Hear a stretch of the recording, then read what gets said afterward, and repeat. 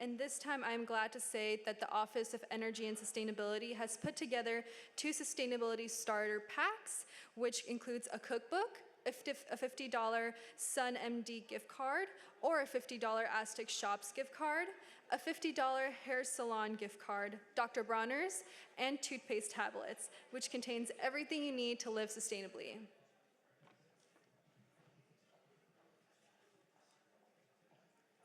All right, so for our first drawing, 619-5252. Anyone with 619-5252? All right.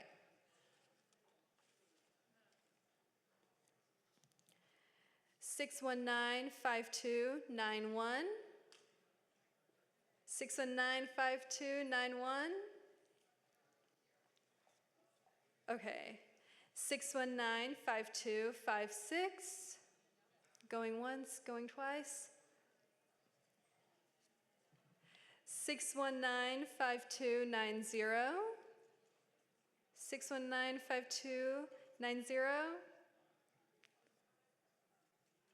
All right, 619-5259. 619-5259.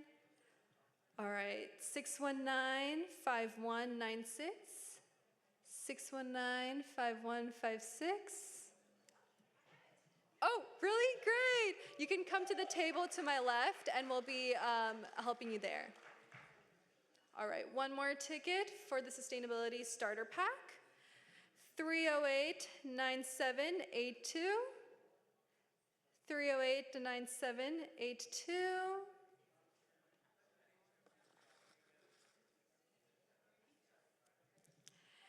619-5267. 619-5267. All right, 619-5202. Yay! All right, thank you so much.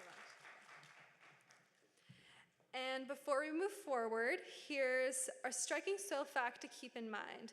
If current trends continue, the UN has warned that all of the world's topsoil could be degraded within just 60 years. And that means the foundation of our food system and our future is at serious risk. However, on a lighter note, it is my pleasure to announce that Alaska Airlines has prepared a slide explaining the future of aviation flying, Alaska Airlines. This includes sustainable aviation fuels, SAF, hydrogen, electric aircraft, and what we can do to lessen our footprint in the spaces we visit. So I'd now like to play the video. Pilot based in Portland, Oregon. As a pilot, I have a front row seat to how becoming a more sustainable airline can make a positive impact on our communities, our people, and our planet. That's why we've charted an ambitious path to reach net zero carbon emissions by 2040. Over this video series, we'll talk about our approach to accomplishing this goal through our 4S of sustainability: flights, fleet, fuel, and future. So sit back, relax, and enjoy the ride. First up, we have flights. It should come as no surprise that this is the first area where we can make significant progress right now. By enhancing efficiency at every level, such as crafting smarter flight routes, we can reduce our overall fuel consumption, and less fuel means fewer emissions. We've turned to Flyways, an AI and machine learning program that gives our dispatchers the power to map new, more efficient routes, saving nearly 13,000 metric tons of CO2 each year. That's equivalent to a whopping 1.3 million gallons of fuel. The second F in our approach to sustainability is our fleet. We're investing in the latest, most fuel-efficient aircraft possible, with our newest fleet of aircraft that are a staggering 22% more fuel efficient on a seat-by-seat basis than the aircraft they replace. The third F is fuel. More specifically, sustainable aviation fuel, or SAF. It's an alternative fuel source made from common waste, forest residue, or even recaptured carbon that can cut emissions up to 80%. 80%! This transformative fuel is where we have the greatest opportunity to make the biggest impact to help reach our 2040 goals. Not only are we already flying multiple routes using SAF, but we're proud to have been the first domestic carrier to do so on a regular basis starting all the way back in 2011. The faster the aviation industry can adopt and scale SAF, the faster we can lessen the environmental impact of flying. And lastly, but certainly not least, is our last F, investing in our future. By partnering with today's brilliant visionaries and innovators, we're helping to develop the zero emissions aircraft of tomorrow. This includes our partnership with Zero Avia, who are working on creating a hydrogen-powered aircraft to use for regional flying. Once again, I'm JP Wilson, and thank you for joining me to learn more about Alaska Airlines' approach to reach net zero carbon emissions by 2040. See you next time when we talk more in depth about sustainable aviation fuel. Welcome to Alaska Airlines.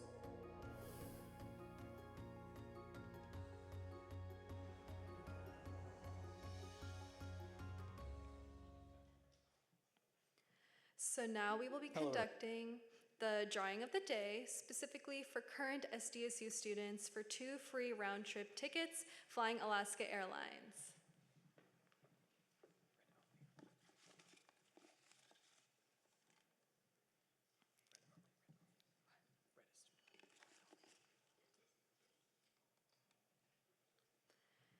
Six 5168. 619-5168. All right, we'll try again.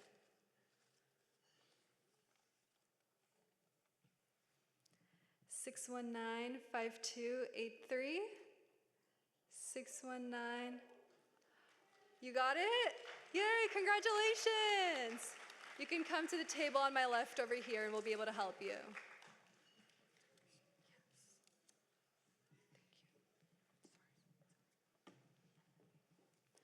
All right, and moving on to our next session. This session is entirely put together by SDSU students. Learn how students are hard at work at making campus more sustainable. Please scan the QR code in case you have any questions. And now over to our session moderator and outreach student assistant for the Office of Energy and Sustainability, Julia Adams.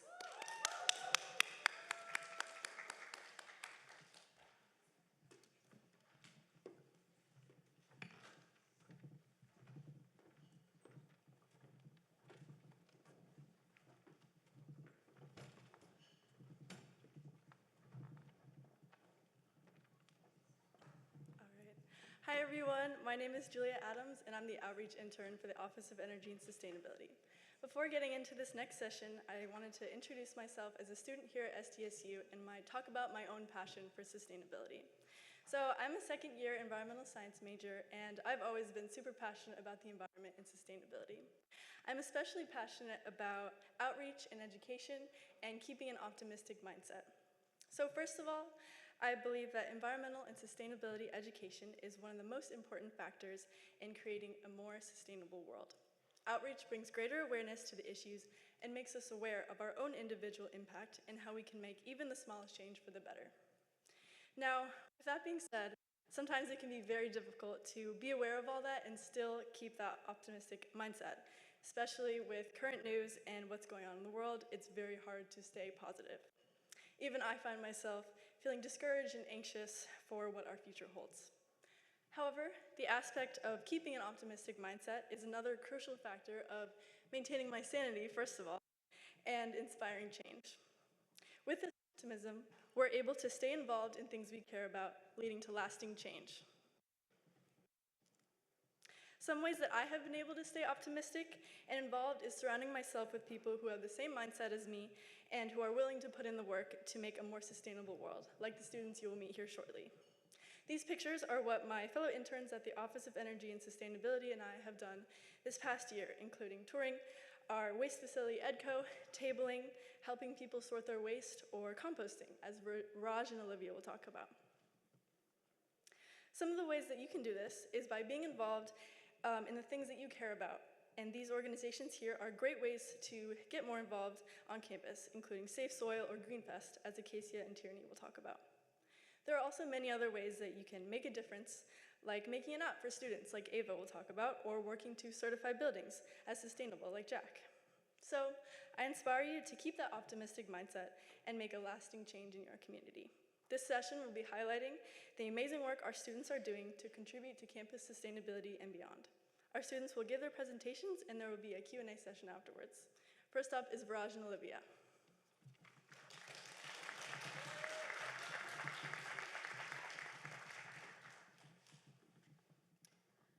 Hello everyone, I hope you all have been enjoying the summit so far. My name is Olivia and I'm a third-year sustainability student here at SDSU. And I'm Viraj. I'm also a third year majoring in journalism and advertising. We are both student interns with the Office of Energy and Sustainability, and today we're going to be talking a bit about our work with organic waste diversion on campus.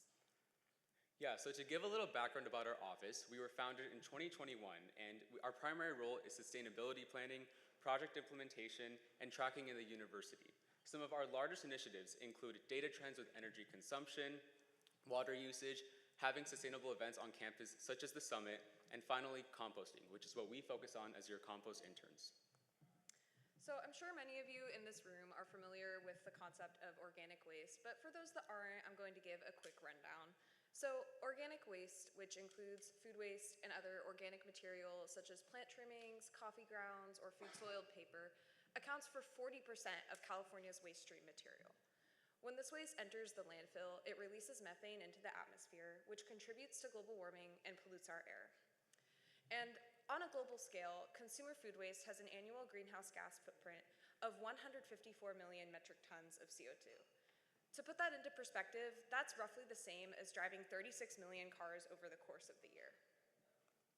And that's where composting comes in. So our office composting program, which is called OCP for short, began its pilot phase in 2021 and has been rapidly expanding in order to achieve compliance with California's SB 1383 bill, which mandates the diversion of organic waste in landfills.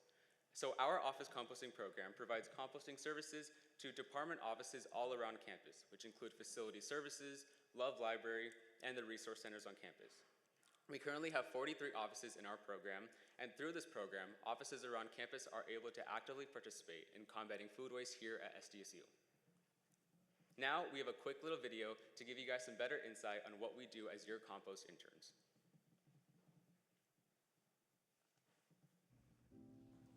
Hey everyone, I'm Viraj, And I'm Olivia. and we're your food and compost interns at the Office of Energy and Sustainability. We're going to show you what a typical day looks like, so come along. First, we head to the cart, which we call Sparky, and drive it to the loading dock at the Student Union. This is where we pick up the buckets that we will use to collect the compost.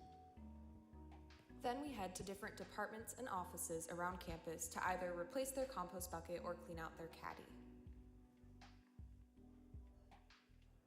If it's a caddy, we dump all of the compost into the bucket. Then we rinse it out with water so it's nice and clean, spray it down, and dry it off.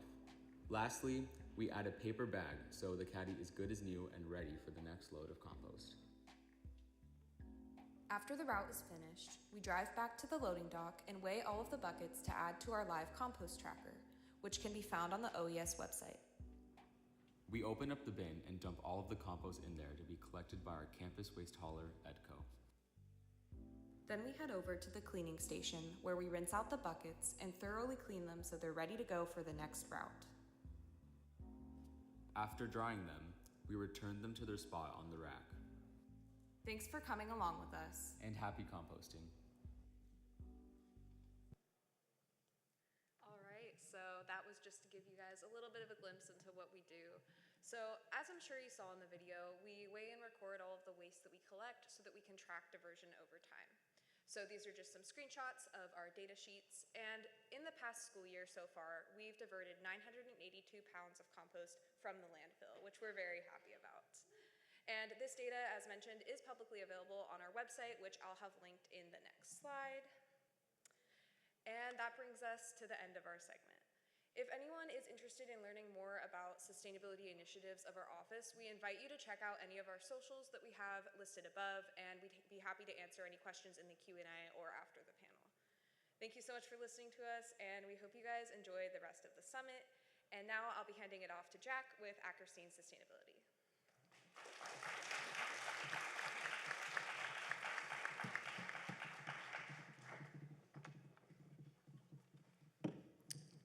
afternoon, everybody.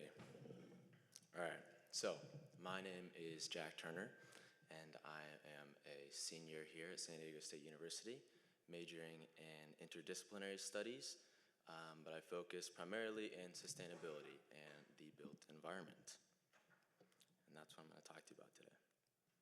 So, I'm going to speak about my position I hold currently as the student intern for a company called Ackerstein Sustainability. Who are they? Ackerstein is based in Santa Cruz, California, and they are a third-party consultant group that works alongside with associated students here on campus, as well as SDSU.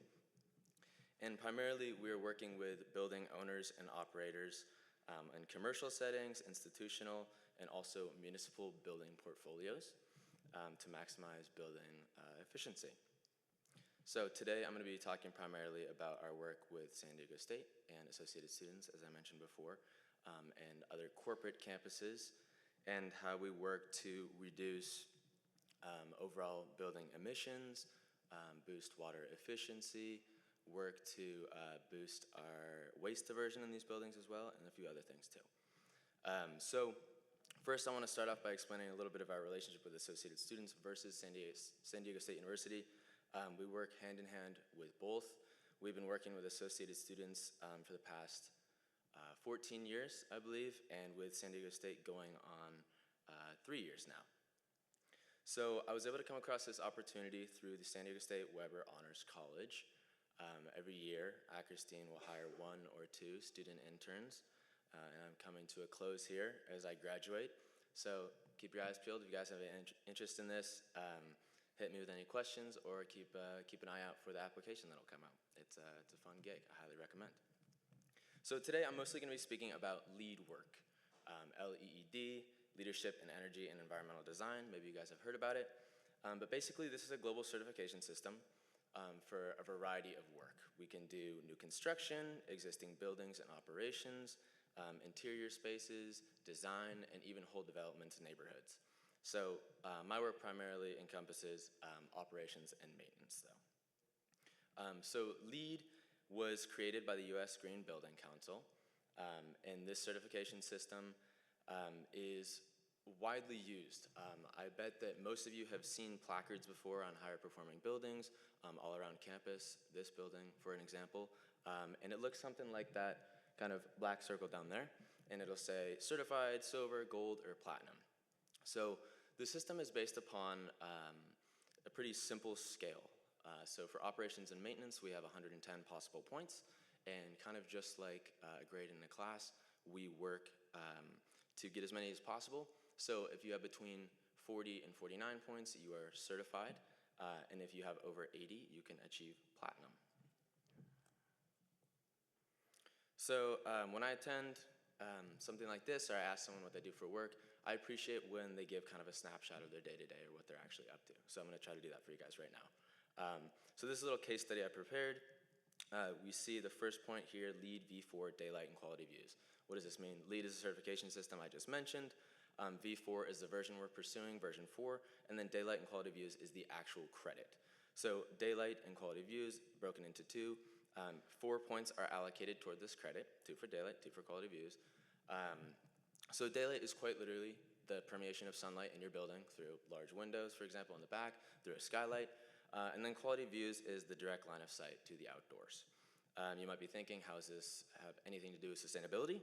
It's more of a holistic approach, more of a holistic side of this, where we take into account occupant comfort, occupant health, and also an overall connection to nature, even when you're inside of a building.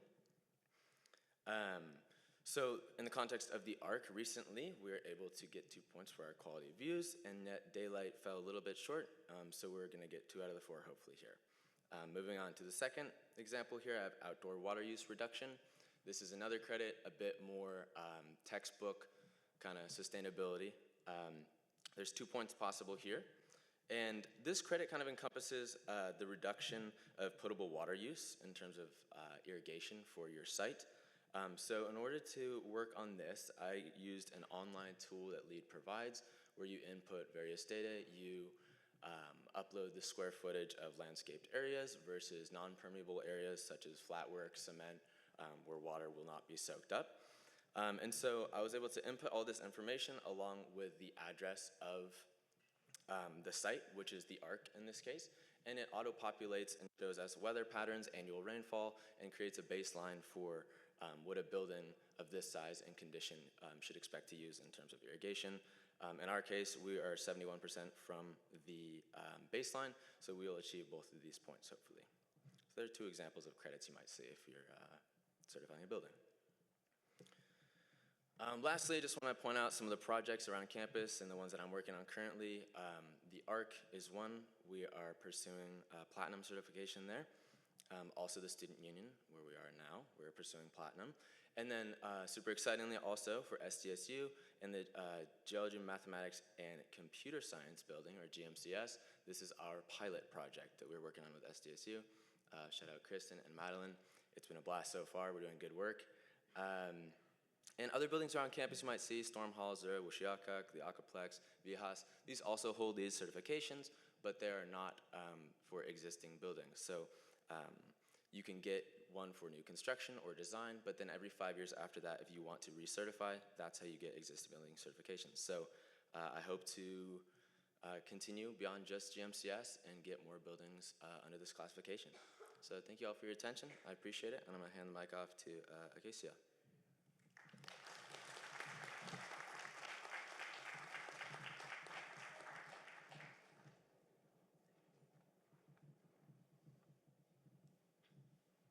Hello, everybody. My name is Acacia, and I'm a third year studying psychology with an emphasis in neuroscience.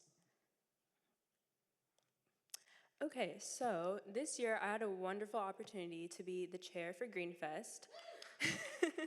And what is Greenfest? So, if you guys don't know what Greenfest is a week-long series of events that is organized by SDSU's associated students, and it includes organizations like Aztec Student Union Board, which is where Greenfest comes from, and then the Student Diversity Commission, and also Green Love, and various other team members that worked to put on this wonderful week-long series of events. This year, Greenfest was hosted March 3rd through the 7th, and pretty much what we do in Greenfest is that we organize events that surround sustainability and also promotes SDSU pride and also diversity through each of the events. Some of the core values, like I mentioned, is sustainability and educating students about how to be more sustainable and also how to take action with climate change, and also just how we can promote sustainability on campus. This year, we chose the theme Rooted in Unity because we wanted to highlight that there is a huge connection between diversity and sustainability. We noticed that in previous years that Greenfest is really targeted towards a certain member of groups, mainly like sustainability majors, but we wanted to show that leading a sustainable life is for everybody and that it's everybody's job to do their part in making sure that we are living in a sustainable world. So this year we actually teamed up with the Native Resource Center, the National Panhellenic Council, and the Campus Community Commission this year to organize different events such as the Beehive Design Collective and also the Good Neighbor Cleanup. And then we also reintroduced the Spirit Competition this year to kind of get more campus community involvement and make sure that that SDSU pride was really at its peak. And it actually turned out having great a turnout this year, and we had it was a great restart of the competition. We had 5 teams enter this year. And then also this year, we really wanted to highlight art and creativity in our events this year, so to show that art is a wonderful way of speaking up about things that we're passionate about and making sure that we're communicating with each other about how we can do better as a community. And then these are some pictures from what we did this year. That's me speaking at the Greenfest concert. And then as you can see on the right side, we have Flo Millie, who was this year's Greenfest artist. And then we also have the winners of the Spirit Competition, which was the Council of Engineering, and then we also had Elements of Change in the middle here, which was one of our other events. And yeah, that's all for Greenfest. And next is Ava.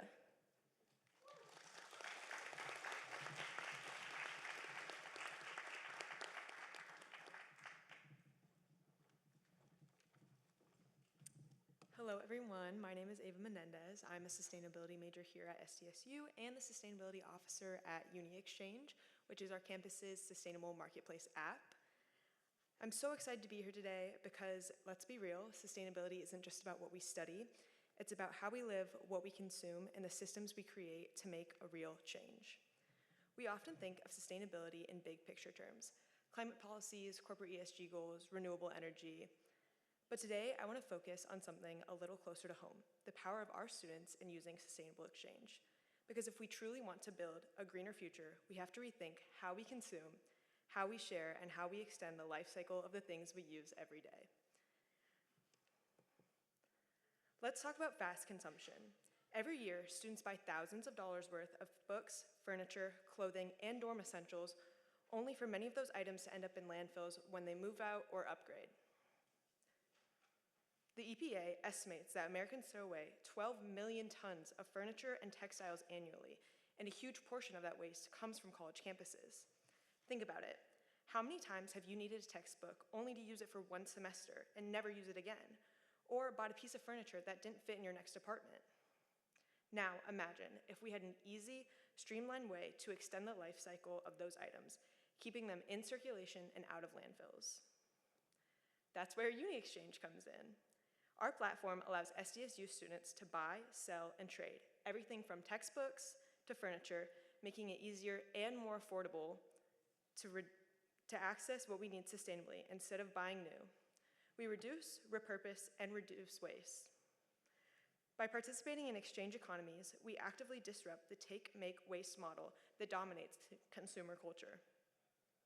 We build a community where resources stay in circulation longer, lowering SDSU's environmental footprint while saving students money. So, how can you get involved? What can you do to be more sustainable on campus? First, start small. Before buying something new, check if you can source it secondhand through UniExchange. And then second, think about the end of life of the items that you use every day. Instead of tossing them, pass them on and make a little bit of money while you're at it. We're all broke college students here. Lastly, get involved. Sustainable exchange thrives when we all participate. SDSU has an incredible opportunity to lead in sustainable innovation, not just through policies and research, but through everyday actions. Let's make sustainability something we don't just talk about, but something that we live through conscious consumption and sustainable exchange. Thank you, and if you want to keep building a more sustainable SDSU together, our QR code's supposed to be up there, but I can have somebody send it out. Download UniExchange if you want to be more sustainable on campus. Okay, I'm going to go ahead and pass it off to Tierney.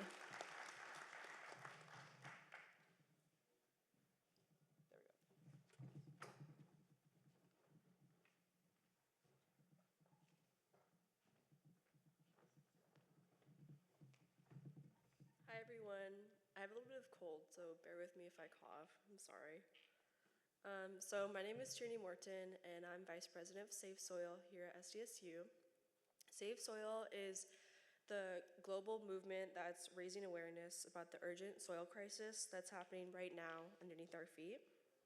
So most of us are familiar with the climate change crisis, but not many people are familiar with the soil crisis that's happening. So soil is rapidly deteriorating away, and in just 25 years, which is 2050, 90% of the soil could be degraded, which could lead to massive degradation and impacts on the world as we know it. We've already lost over half of the world's agricultural soil, and in the US alone, we have lost 90% of, or half of the topsoil in the US. So this means we're unable to retain water, which leads to increasing floods and increasing desertification, which leads to less agricultural input. So why does the soil crisis affect us? Well, 95% of food comes from soil. So if we don't have soil, this means that we can have an increase of food insecurity, loss of biodiversity and habitats. But don't despair. Despite these daunting realities, there are ways that we can fix this crisis. So, healthy soil is the biggest carbon sink on the planet, and it contains 3% more carbon than the atmosphere does. It contains four times more carbon in plants than animals, but degraded soil contributes to climate change by releasing this stored carbon, so it's the direct opposite of the healthy soil. By revitalizing soil, we can transform the planet, which creates a fostering environment that is resilient in abundance for generations to come. So this crisis is a global issue. This global issue means we need collective action in order to solve it. So the Safe Soil movement began with Seth Guru 3 years ago. He has over 20 years of environmental initiative experience, and he embarked on a 100-day, 30,000 kilometer motorcycle journey from India to the UK in order to raise awareness. Over his journey, he reached over 4 billion people throughout the world, and world leaders and experts across 27 countries in 2022 helped play a large role in contributing to environmental awareness and the soil crisis awareness. Safe Soil movement also played a large role in the COP28, the first global climate declaration on agriculture resilience. So here's some pictures of the Safe Soil movement here at SDSU. We started Safe Soil here at SDSU to raise awareness about the soil crisis among college students. We've had initiatives such as the fashion show during Safe Soil Week, composting educational events, and panels with campus experts like Chef Tiago. We try to highlight the soil connection to nutrition and plant-based food options. So we have a lot of pictures up here that we've done during our Safe Soil Weeks in the past, and it's just been a bunch of fun, cool events and different interdisciplinary education and people from all different walks of life talking about why soil is important to their specific journey. So we all know that lasting change starts with education. So at Safe Soil, we're working to integrate education about the soil crisis into the general education requirements at SDSU. We plan to make sure every student learns about the importance of soil health, beginning with Sustainability 100. We want to expand this to other universities as well. So here's a QR code that you can scan to write a letter to your leaders, and it's really important because real change sprouts from the seeds of awareness and personal action. The seeds of awareness can be started right here, right now, by planting your own seed. By scanning this QR code, you can send a customized letter to your elected leaders to alert them about the soil crisis. Your voice is vital for cultivating change, and I encourage each and every one of you to send a letter to speak up about soil restoration policies. You don't have to be a climate activist to know that climate change is an issue, so therefore you don't need to be a climate scientist or a soil scientist or anything related to soil to know that the soil crisis is an issue as well. The soil crisis needs the same level of action that climate change is getting on a daily basis. This way we can protect and restore soil to ensure a future with healthy, sustainable, and opportunities for everyone. Let's take action today and plant the seeds for a brighter, thriving tomorrow. Thank you, and please follow us at SDSU Safe Soil or email us at safesoilsdsu@gmail.com if you have any questions.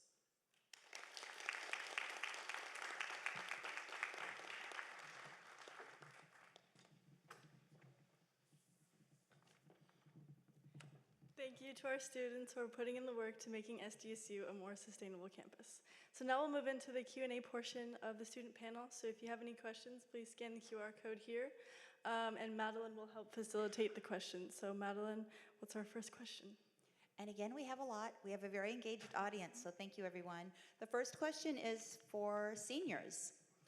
How do you feel about sustainability now as a senior versus how you felt in your first year? Have you changed your thinking? Do we have any seniors in the house, on the panel?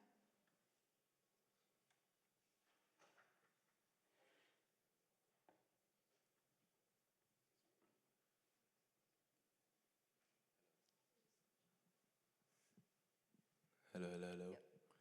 All right, I guess there's not many seniors up here, so I'll try to start this one off. Do you mind repeating it, Madeline? Sure.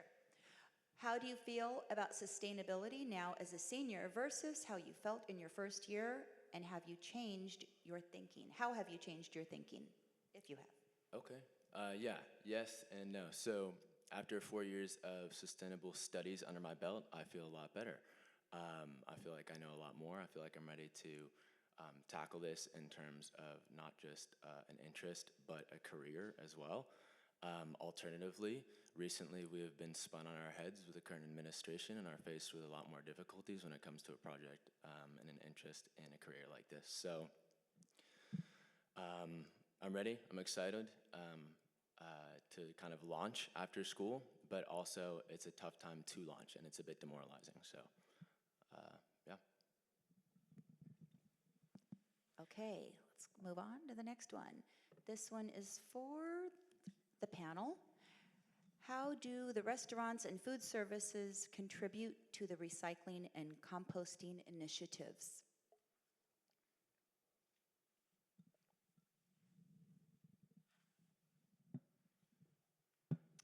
So, at least for Viraj and I, what we work with is primarily offices and departments. So, I'm not directly involved in restaurants and food services. Many of them do have their own composting programs. That is separate from what we do, but I do know that Aztec Dining does have compost bins in their areas where students can compost any food scraps that they have. Was there any other part of the question I forgot? No, that was it. You want to add anything? Next, and this one's for the panel. Can students suggest sustainable changes they would like to see? For example, planting native plants throughout the school.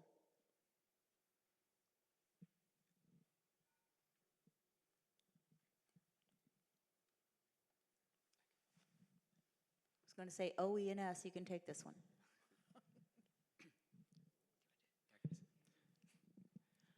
One thing I think is really important is education within composting, because a lot of people don't know exactly what to compost or honestly what to put in any of the bins, like the recycling, the landfill, or the compost. So I feel like education is really important that we should implement more within our school in general. As for like making your voice heard, I know there's a form that you can fill out to voice your concerns for sustainability. And as well, you can join Green Love or Green Fest to make your voice heard with your concerns about sustainability. So you should definitely check out those organizations I posted before. Great. Okay, we have another one here. Is it possible to request compost caddies or recycling bins for dorms or on-campus apartments? Will they be required in the foreseeable future? Yeah, I can take that one. So if you live in a dorm on campus, housing does have compost bins that are available. They have, on our website, we have a link to it. It's a form that you fill out, and they'll provide you with a caddy. And then most dorms do have a compost collection bin in their kitchen area. So what you would do is that's where you would take it once it fills up. And then what was the second part of the question? Let's see, where am I here? Is it possible to request compost caddies, recycling bins, campus? Will they be required, will they be required in the future? Not that I know of. If anyone has any other inputs on that, right now it's optional, but it is available to students in most dorms. Okay. Next, let's see here. Jack, this one's for you. Who administers LEAD? Is there any risk to its future as the current presidential administration appears to be rolling back environmentally oriented programs? Ooh, that is a good one. So, as I mentioned previously, LEAD is headed by the U.S. Green Building Council, which I don't believe is politically affiliated. So, yes, we are going to see backlash as there's less incentives for universities and other corporate campuses to implement a system like LEAD. So maybe it won't be as widely recognized or impressive in the next few years because of things that are going on in the office. But I don't think there will be any direct cuts to the program itself, if if that answers the question. Okay, I have one here that says Green Fest, Green Love. Do you have to be on the board to participate in plans or events? And if not, how can students be involved other than on the board? So for Greenfest specifically, there is like a closed committee. So if you want to be involved with Greenfest specifically, I would suggest trying to get involved with either like the Aztec Student Union Board, where the applications are open for chairs. And then also, if you want to be involved, of course, like joining the Student Diversity Commission or Green Love, because those spots they do have spots on the Greenfest committee. And then also, if you want to be involved in marketing as well, there is a spot for Greenfest. And then if you don't want to be on Greenfest specifically, there are other ways to like get involved with like planning the other events that aren't like sustainability related. So, and I would suggest, like I said before, applying to be like a chair on the Aztec Student Union Board. Okay, next one is for the Office of Energy and Sustainability. How does a campus building get access to compost collection? Ooh, I like that question. So if you are a campus, we typically go by office or by department kitchen space. So a lot of our, as you can see in the video, a lot of our caddies are going to be in those shared spaces. If you are interested and you're an office member in a building on campus, the way that you would do it is go to our website and then go to the compost section, and we have a link on there where you can sign up for our program. And when you're a part of the program, we provide you with a caddy, and we add you to our list. So if you have any questions about that, I'd also be happy to provide like a QR code to scan. There's a few different ways to sign up, but that will be on our website. Okay, this one is specific to Ava. How is UniExchange helping combat overconsumption with clothes? Can you sell anything on there? Hi, so yeah, you can sell, like I said, anything on UniExchange. I obviously was just promoting like textbooks and things like that just because we're all students here. But yeah, if you want to sell your clothing, we would love to have you guys do that. There's already a lot of people on UniExchange selling their clothing. And when it comes to reducing waste, specifically through clothing, as I'm assuming a lot of you know since we're at the Sustainability Summit, but fashion and the fast fashion industry is a major polluter and hugely,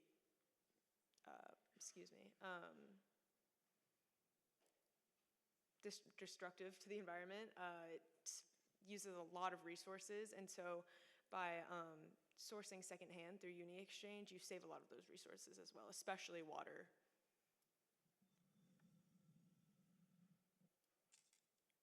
Okay. I have a note here that one of the seniors was cut off on the senior question. So Jack, I think there's more than one senior. Is there more than one senior? Sorry about that. Sorry, what was the question again? Let me go back. I love our students. Let's see, it is student leadership. Oh, there's a lot of questions now. Where's the one that's only for seniors?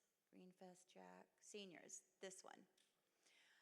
How do you feel about sustainability now as a senior versus how you felt in your first year? And have you changed your thinking? I would say that I've kind of narrowed down my sector of sustainability since then. I'm really interested in food insecurity and bridging the gap between the access of food and food waste to people that are food insecure. So I'm kind of working on that in my minor, and then I hope to get a job in that field. So that's how I've changed. And then I would also say that I thought the job market would be easier to get into than it is what I'm seeing right now. It's very competitive, but as a freshman, I had no clue that it was going to look like that. But I'm learning now that it's taking a lot of effort to apply and to hopefully get a job. Okay, there's a lot of questions here, so I'm just gonna run through them. This one is for, oh gosh, okay. This one, let's see. How to avoid climate anxiety and maintain hope in a field that sometimes feels very grim. So do we have any tips or strategies for that? This is to the panel.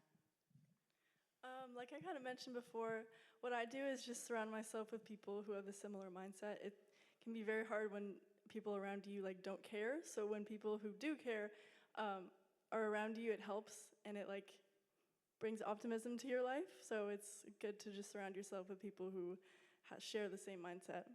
And then again, just like involving yourself like brings optimism. Going to Green Love meetings every week, it like just brings hope that things are going to change. So just involving myself and surrounding myself with people, yeah. Okay, here's another one. We might have time to finish off these questions. In the process for gaining LEED certification, are you looking at the worst performing buildings in addition to the ones that are close to gaining certification? That's a great question. So, worst performing buildings, I would not say so exactly, but we do quite a lot of benchmarking where you are comparing the building you're working on, the building type, to other comparable buildings. So absolutely, like it's hard to measure success without having other factors and data points to compare to. So again, not worst buildings, but I mean, we're looking at the whole spectrum, yes. So everything is being accounted for, and there's lots of benchmarking that goes on. Okay, I'm checking with my timekeeper. Are we okay on time? Can I continue? Timekeeper, Charlotte? I'm okay, thanks. Sorry, called you out. Oh, here's a good one. I love this one. I don't know who asked it. This is one of my favorites. Have any of you considered running for public office? Why or why not?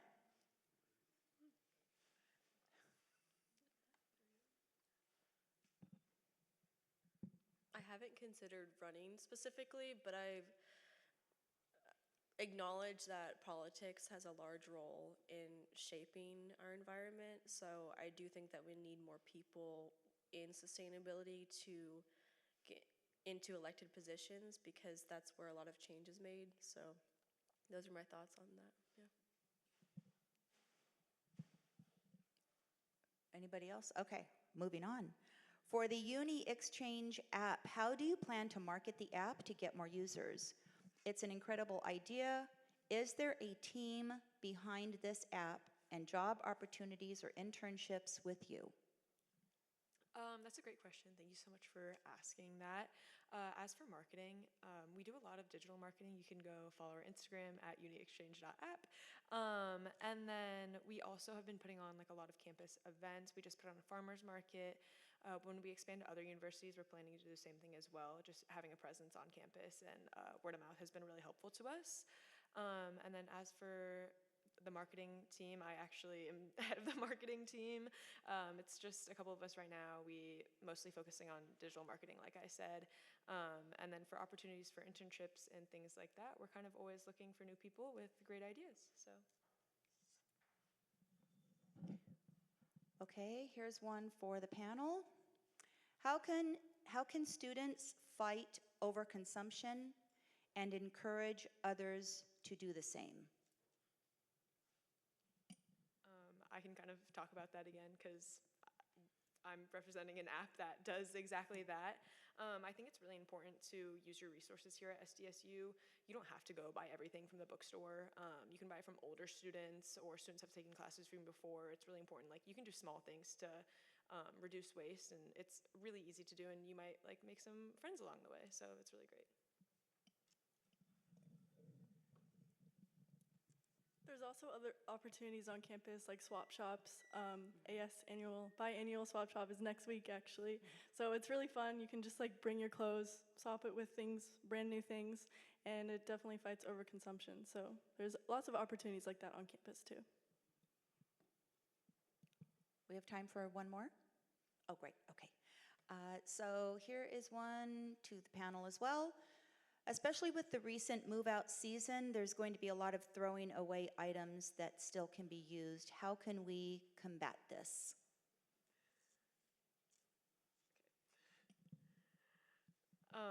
shameless plug, UniExchange is a great way to do that.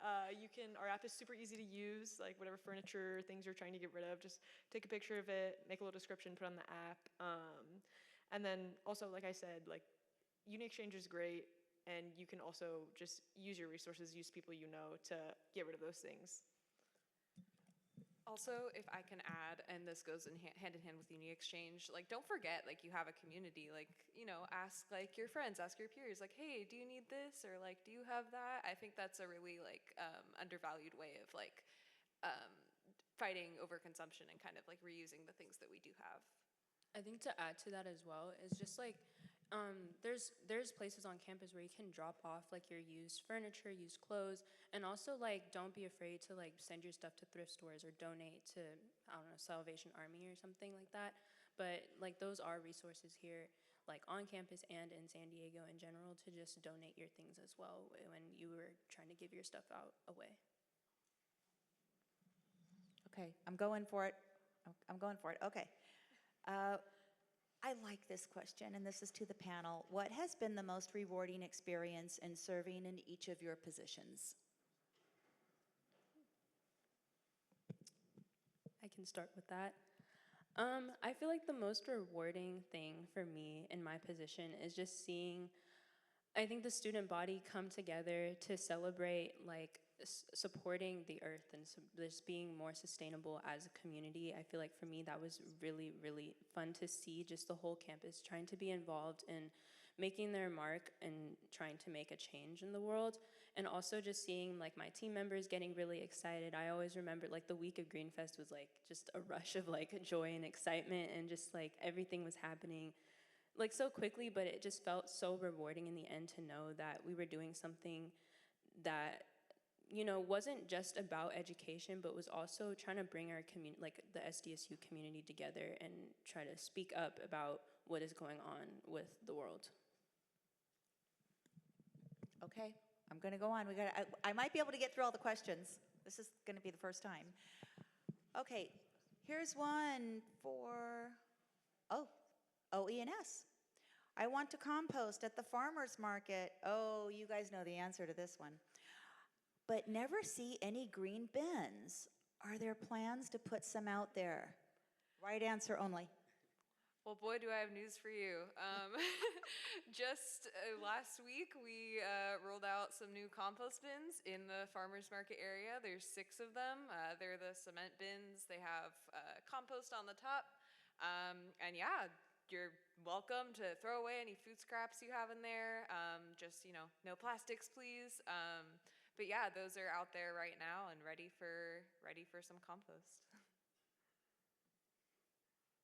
Okay, I'm gonna keep going. Let's see. This one says save soil. How can students take everyday actions to support healthier soil and food systems? Wow, that's a complicated question. Everyday actions, basically what all the other panelists were talking about, like involving yourself in any sustainability effort that you can, joining Save Soil if you haven't already, and then we have a bunch of documentaries on the website to learn more about the crisis, the soil crisis, and the movement. Like I said, scanning the QR code and writing a letter to your elected representatives and making sure that your voice is heard about the soil crisis, that's one way. And getting your hands in the dirt and just getting outside and realizing maybe why soil is so important to you personally. That way you can form a bigger connection to understand that why soil is important for all of us, because this is happening right now and we really need to realize it and try to change it and just move forward to a future that is going to be available to all of us. Great. I have to throw this out there. I was born and raised on a farm, and for those of you that like food, soil is super important. So, yes, love the Save Soil. Here's one for Greenfest. What's one event or initiative from Greenfest that you are most proud of this year, And another question, how do you see Greenfest making a lasting impact on campus sustainability? Wow, that was, I don't even know which event was, I feel like, my favorite one, or like the one that just had the most impact. I think looking back at the week, I think one event that just really every event brought me so much joy. I just felt like every single event was so important. I think the one for me that I was just really at awe about was the Elements of Change event, where we had different student organizations come and kind of explain how they were connected to sustainability. So we had like the hiking club come on and join the event, and they were talking about how they were involved in sustainability and making their impact. And there were just a number of different organizations and groups on campus that came to talk about their part that they did. And I feel like that one really just made me happy, because I feel like it was just the epitome of the goal of Greenfest, and just it really brought out like rooted in unity, the theme of rooted in unity. So I really, really enjoyed that event. And shout out Green Love for putting on that event. And then, how do I see Greenfest making a lasting, place on campus? Impact on campus. I feel like the impact that I see Greenfest leaving is really that campus community part of it. So like the student competition, reintroducing that, I feel like is going to do a really, really good job of creating a long-lasting impact on campus. And also, Greenfest kind of does already have like this lasting impact with the concert that we do every year. People always get really excited about the concert. We've always had really big artists, and I feel like that's another way that it really creates like an impact and gets students excited for the week to come, and it brings more awareness for Greenfest, so that therefore we're able to kind of educate students better about sustainability, climate action, and taking their part. Yeah. Great. Well, thank you, students, so much. Wonderful panel, and we really appreciate it. And that's all the time we have for questions.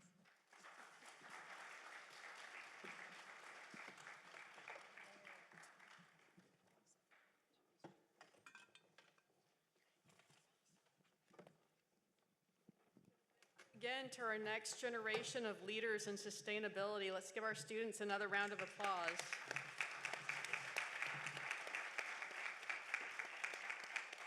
It was so inspiring to hear all the efforts, all the leaders talking about organic waste diversion, LEED buildings and initiatives on that front, Greenfest, the sustainability exchange, and the soil crisis. So thank you very much. We are going to do just a very quick stretch, because we absolutely do not want you to miss our keynote speaker. Our keynote speaker is an American heroine. She is a representative of what really the epitome of environmental justice, advocacy, environmental change, and she's used the power of her own voice since the age of 9 and the trauma of her lived experience to fight for change in every aspect. So we're just doing a very quick stretch, and it will be my pleasure to give a few words of introduction in just a couple of minutes.